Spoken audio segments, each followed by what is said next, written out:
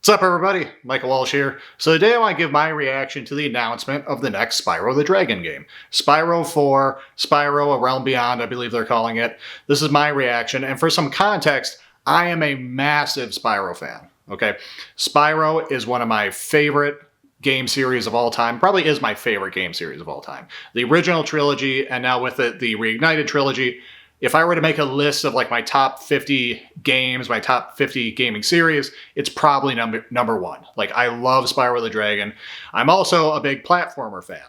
Okay, it could be the Sony platformers, the Nintendo ones. I don't care if it's Spyro, Jak and Daxter, Ratchet and Clank, Crash Bandicoot, Sly Cooper, Super Mario, Donkey Kong Country, Yoshi, Kirby, Rayman, stuff that's not even as console associated.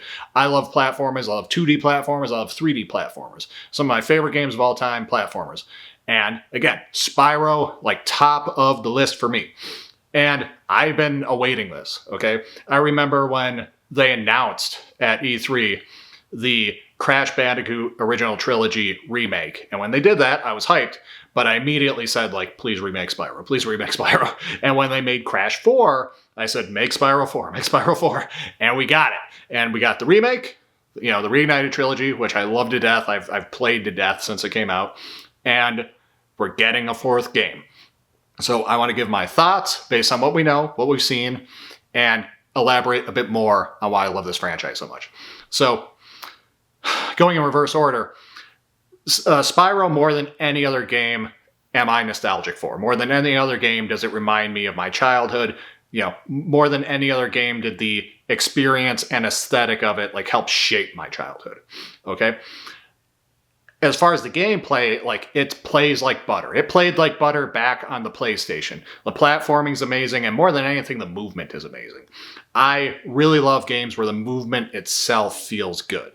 Whether that's sort of open world superhero games, like the Spider-Man games, another Insomniac game, Sunset Overdrive, Prototype, those kinds of games. And even other stuff, like a third-person shooter like Vanquish, where you use that rocket jet thing to move around. It just feels amazing. Like the Tony Hawk games even. The movement just feels right. And in Spyro, when you're charging, you're gliding, you're jumping, everything feels so good. And I saw an interview, I was reading an article, and it had an interview with one of the developers from Toys for Bob, or Toys from Bob, whatever the name of that company is. But he was talking about the movement in Spyro and saying, that sort of zen flow state you get into when you're playing Spyro. And that's exactly the right way to phrase it, I think. So I love that. I love the aesthetic, the colors. I love the gems and the orbs and everything and the dragon statues. These are some of the best collectibles in any platformer period. They're just so satisfying to find. And I love the worlds. I love the music. More on that in a minute. But I love how the Spyro games kind of balance exploration with kind of concise levels, because the homeworlds and the levels themselves can be quite big, and they have a lot of exploration elements. You have to find all these different hidden areas where gems and whatnot are hidden, and it feels somewhat open world-esque without actually being open world. And the Spyro games are some of my favorite worlds in gaming to inhabit, to explore, to just kind of be in, to just sort of exist in. And I like open world games as well, and I'm sure I'll do videos on some of those in the future, but you don't always need an open world game per se to have great semi-open world areas that you love inhabiting. The original Halo games, like Halo Combat Evolved especially, it's not an open world game, but I love that world and I love inhabiting it. And these semi-open world areas are just great to be in. The Silent Cartographer level is just great to be in. And that's how I feel about the Spyro games. And as far as the music, like I mentioned, Stuart Copeland, the drummer for Police, he did the music, and it's one of my all-time favorite scores for a game. And by a game, I mean for the original 3 games collectively. But it's got his unique approach. It stands out amongst gaming scores. And there's a couple of highlights, like the homeworld music for Spyro 2 being my favorite of the 3. The homeworld music there, especially Autumn Plains. And the song for Dark Hollow from Spyro the Dragon, the first game, is maybe my favorite song from a video game, period. Okay, so I absolutely love these games. And yeah, I'm hyped that we've got a fourth one coming.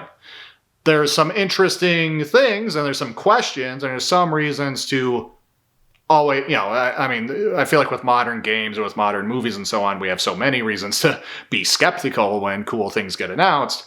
But overall, I'm very optimistic, but I'm going to unpack everything and kind of explain what the potential red flags could be or won't be and why, despite some new things and despite some questions, I'm still quite hopeful. So I feel like the music is a good thing to lead with because, again, the score for the original games, the score from Stuart Copeland is so great, is so iconic, has such a distinct feel that they need to somehow recapture that. I looked around. I haven't been able to find who the actual composer is. I doubt it will be Stuart Copeland.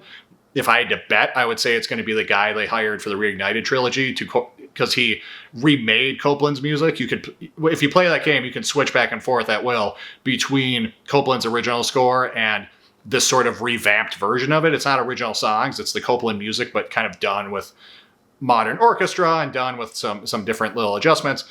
But my guess would be they're going to hire that guy to sort of do his version of that kind of music, would be my guess. And if so, that's probably going to be good. What I don't want is for them to just hire whoever the fuck and have them do some kind of music that doesn't feel like Copeland. That would be bad. Like that would be a real... This whole game loses like a letter grade or two in my book if the music doesn't sound like Copeland. Okay, so I'm going to say that. But I'm optimistic. I trust them to, know that's a thing they need to do. I'm not against a different company making it. Meaning Insomniac made the original trilogy and it's Toys for Bob making the new one. I'm okay with that. I liked their work on the Reignited trilogy, and just in general, we've had this happen where we've had sort of dormant platformer franchises get these incredibly good sequels, but that are created by different development teams. So, for example, Crash Bandicoot, was originally from Naughty Dog. Crash 4 was made by, I think... Was it also Toys for Bob? I have to check. But by not Naughty Dog. And it was fantastic. It's like probably the best game in the series, honestly. Like it's one of my favorite platformers, period. Another great example, Donkey Kong Frozen Ape. That was not made by Rare. It was made by, I think it's the company that made the Metroid Prime games. And it's fantastic. It might be the best Donkey Kong Country game. Donkey Kong Frozen Ape. I love that game. Like so much so I remember the day I bought it like 10 years ago. Like it stands out to me. I love that game. So point being, a different company can take the helm and make a sequel like this, and it can be fantastic. It can even be the best game in the franchise, or arguably the best game in the franchise. So to me, that's not a big issue. Couple of other things. One is the aesthetic, and one is a new gameplay element. And again, going in reverse order, they showed Flight. And when I first saw the trailer, I was like confused. I was like, is this even going to be like a conventional platformer, or is this like some Spyro like flight game? And then I was like, is this maybe just the flight levels? Because the Spyro games always had the flight levels. They're my least favorite part of the game. But I was like, is this just a new version of that maybe? And that's all I'm looking at. But reading an interview, it sounds like that will be a part of the game. It sounds like you'll be able to actually fly, not merely glide. And that's you're just going to be able to do that whenever you feel like and use it to explore the levels. That could be good, could be bad, but I will say I'm open to it because I think people need to remember games used to make some pretty radical changes. As much as we can be nostalgic for games like this, and as much as we can want some new sequel like this, some new revamping of the franchise, we can want it to be as true to the originals as possible. We need to remember the originals changed quite a bit, especially back then, that sort of 5th and 6th generation. There's a lot of examples of games where game to game, big changes happened. From Spyro 1 to Spyro 2, like you can swim underwater. That was a big deal at the time. Like Spyro 3, you've got the side characters, and throughout the series, you got different power-ups, you got new abilities, like the Skull Smash and stuff. And part of the reason Insomniac walked away from the series, from what I understand, is that they kind of ran out of ideas. They made 3 games back to back to back in 3 years, and they were like, we feel like we've done all we can. He's a dragon. We can, we've tried to do what you can as far as like cool abilities for a dragon, cool gameplay for a dragon. Yeah, we're out of ideas. So I'm okay with this fourth game sort of paving new ground, sort of saying, hey, let's not merely just give you the first game, but with different levels. Let's do something new. Like, I'm open to that. Again, other games would do that. Like I mentioned Halo already. Like Halo 1 to Halo 2 being like, oh shit, you can use the swords now, you can dual wield, you can you can vehicle jack the ghosts, like awesome. Or just like Jak and Daxter. Again, I mentioned that series. Jak 1 to Jak 2, where they're like, yeah, now it's like a pseudo Grand Theft Auto game, and you can jack vehicles, and you have guns now, and like it's a different game, and you can do new shit. It's like, that was, I feel like, a little more normal back then, and part of it was hardware changing. Not every example of that was, but like, some of it is just like, yeah, we can do more stuff now. We're not as limited.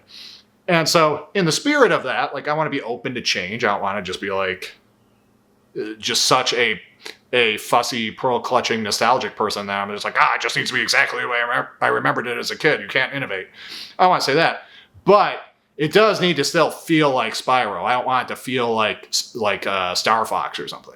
I mean? Like, I'm okay if they're like, hey, we can make the levels bigger now. We can do new things with the levels. And now you can use flight to get around and explore the levels. That could be really cool. The flight also needs to feel really good, because the gliding and the charging felt sensational. And one worry could be that, like, you won't need to charge anywhere anymore. And that would be shitty, because the charging is so much a feature of the series. So again, we'll see. I'm optimistic. I'm not immediately declaring like, oh no, this is some horrible red flag. This looks like shit. I'm just saying, it could be great. I'm open to it, but there's ways in which it could be bad. So that's one thing. Another thing is the aesthetic of the game. And this is more of a personal preference thing. It's not even like a gripe or a red flag. It's just sort of, I would have done it a little differently. It seems to be harkening back to the first game. It seems to be harkening back to the environments and aesthetic of the original Spyro the Dragon. Because in that game, it had a very clear medieval fantasy, dragons aesthetic. And that was cool. I love that game. It's my second favorite in the franchise. My favorite in order is Spyro 2, Spyro 1, Spyro 3. But yeah, Spyro 1 has that fantasy vibe. And yes, the worlds still vary. You've got the desert world in Peacekeepers, and you've got more of an ice-themed world, and magic-themed world and Magic Crafters and so on. You got the swamp world. But overall, it has this kind of cohesive fantasy vibe. And you see even some of those examples I said, like you saw an example of a desert level in the trailer for the new game, harkening back to like Peacekeepers. And that's all well and good, but I do prefer more like the Spyro 2 approach. I like the globe-trotting. It has that sort of, what's the guy's name? Barks, the guy who created like Uncle Scrooge, the DuckTales sort of comics. That sort of tradition of, fun, globe-trotting, animal-themed adventures and stuff that is clearly carried on to other cartoons and video games. I really like that vibe, and it's so typical in platformer games that you have that variety, that you get, this is like the futuristic level, like Robotica Farms, or like Metropolis, and we've got like the Asian-themed level, and we've got these Middle Eastern-themed levels like Scorch, and we've got Skelos Badlands, like the dinosaur volcano level, and we've got this, that, and the other thing, and just like totally weird original things, like Idle Springs or something. And I like all that, and I like that variety, and I dig that vibe a lot more than I dig the kind of medieval aesthetic of the first game. So whilst I get why they would do that, and it has that sort of Star Wars sequel vibe where it's like, okay, episode 7 just needs to feel like episode 4 so that you trust us, and then we can change shit up in the sequels in episodes 8 and 9. And I get that that's a damning comparison because the sequels actually suck, but just that formula kind of makes sense to me. And I could see where they're like, yeah, we're going to make Spyro 4. Who knows? We might make more. We're going to make Spyro 4 kind of feel like Spyro 1 so that you trust us and get on board. I get that. It's just, if it were up to me, the game would feel like Spyro 2 instead of Spyro 1. But either way, I'll take what I can get. I'm still a happy guy. But that's overall my read on the situation. Again, that's why I like this franchise so much. That's why it's so near and dear to me. It's why I'm so hyped for the sequel. I am open but kind of cautious about this new gameplay. We'll see how they handle it. I'm also curious to see what the music direction is going to be. I trust this company. I'm okay with a new company handling the sequels. Like I said, whether it's Crash 4, Donkey Kong Frozen 8, whatever, like these kinds of sequels are great and have been successful. So there's no reason to assume Spyro 4 wouldn't also be. But, you know, again, we'll see what happens with the gameplay, with the music. The aesthetic is fine. I just would have liked more of a Spyro 2 aesthetic, but it's not a big deal. That's not like an actual flaw. It's just my own, you know, preference amongst the trilogy. But yeah, I'm hyped. Overall, I'm very hyped. This is great news. This is news I've been waiting for what might be like 10 years now. I'd have to double check when the Crash Bandicoot trilogy remake came out, or got announced rather. But since then, I've just been hyped and hoping for this day to come. So it's good news. It's good news in the world of Michael. So that's all I got to say on that. Leave a comment if you have any relationship to this franchise, if you have any thoughts on the sequel, if you are a platformer enthusiast and you want to let me know what your favorite platforming games are, let me know. And yeah, like, comment, subscribe. The channel is starting to pick up. This is my second channel. My first channel is MMA themed. It is called Michael Walsh MMA.